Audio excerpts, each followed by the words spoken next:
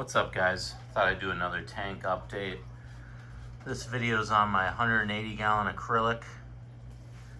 This is a Clarity Plus tank that I bought used off Facebook Marketplace about a year or so ago. Yeah, it came with the acrylic lids, and then I bought these two Kessil A80s for it. You don't need a lot of light for these fish, so I think the eel likes having the lower light. I put weights on the lids just for the eel. He's never tried to escape, but it's just for good measure. I always keep these tongs for them. This makes feeding a lot easier. But for the stock, we obviously have the horned dragon moray, or white spotted dragon moray eel. We have the French angel. He's still a juvenile. He'll get a lot bigger. We have the sailfin tang, Jez Jardini. They also get quite big, fully grown. We have two Niger triggers in here. One of my favorite fish. So cool looking. We also have the clown trigger. Another one of my favorites. He's a rascal, very aggressive. And then we also have the panther grouper back here. He kind of just chills in the back and minds his own business, which I like. But yeah, as you can see, I have a lot of sand in here.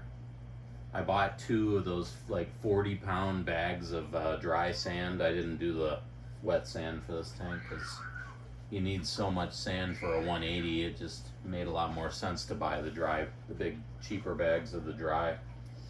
And then we got all this live rock, which I've acquired over time, just buying off of people on Facebook.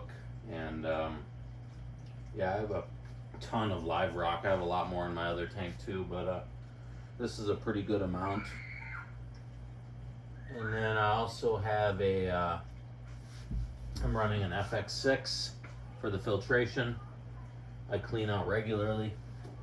I just got this big thing of activated carbon, so I'm going to start running that in this tank. And I've also got it on my other saltwater tank. But that carbon makes the water really clear, and it kind of gets that yellowish color to the water. It takes that away, so you know, make a little spot in your canister or sump for some carbon. It helps for saltwater. What else we got? We got the 800 watt Hygger heater,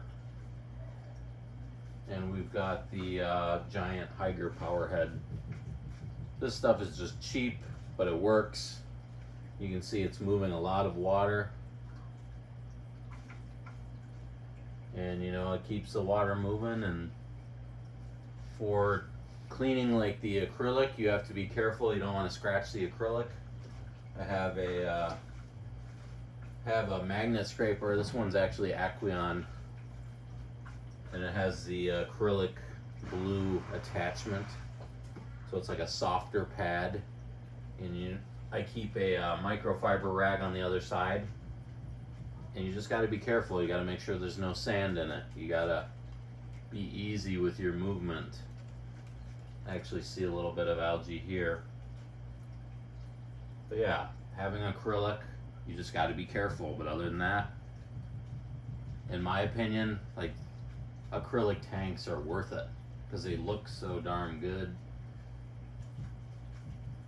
I know glass tanks can look really nice too. I have an innovative marine glass tank upstairs, which I really enjoy. But yeah, for a big tank like this, acrylic's the way to go. It's so much lighter. I carried this down with one other guy down my basement steps.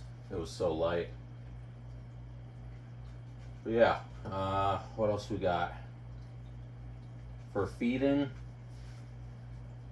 silver sides, big shrimp, big chunks of shrimp.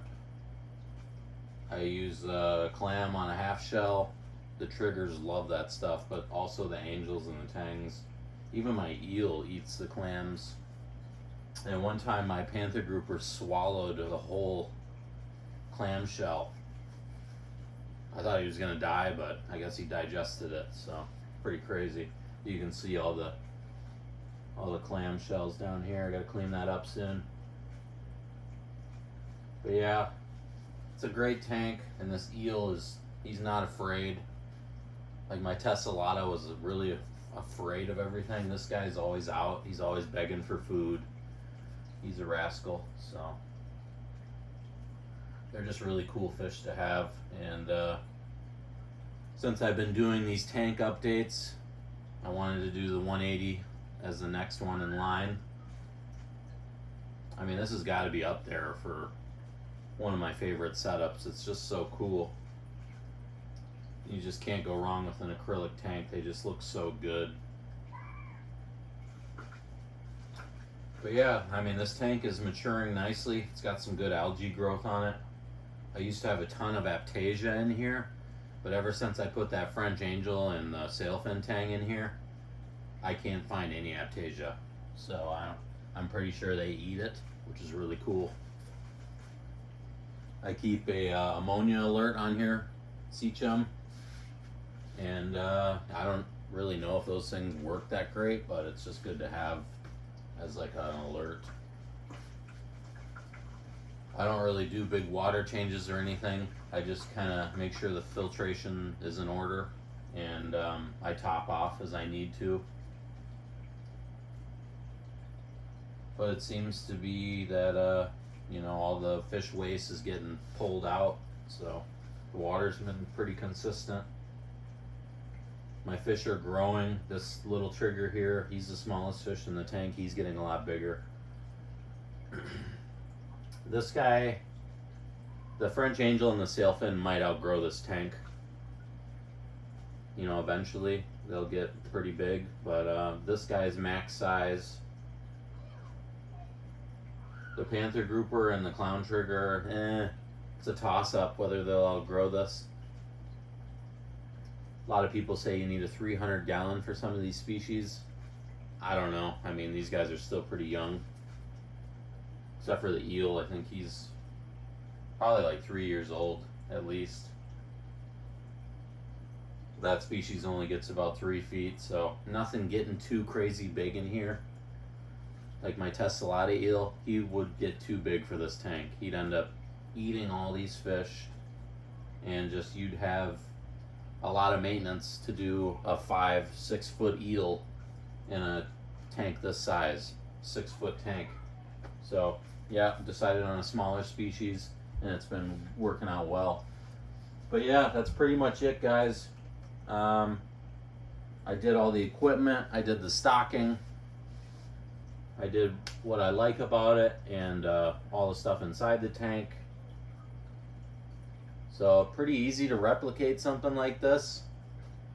You know, obviously you just gotta mix in the salt and get going, but it's not that hard to do. And keep up on your canister maintenance or sump maintenance. If you have a sump, that's always better for saltwater, because then you can put a protein skimmer in there and all that stuff. But I haven't needed a protein skimmer yet. You know, my water still looks pretty darn good. A little bit of bubbling over here, but other than that, it looks good, and it's testing good. So I know the rock and the sand are doing their job. The canister filter's working. But yeah, that's a 180 acrylic tank, guys, and hope you enjoyed the video. And maybe I'll do the Dovi pond next, or my reef tank next. So, you know, stay tuned, and I'll get some more videos out. Alright guys, take care. I'm shutting her off.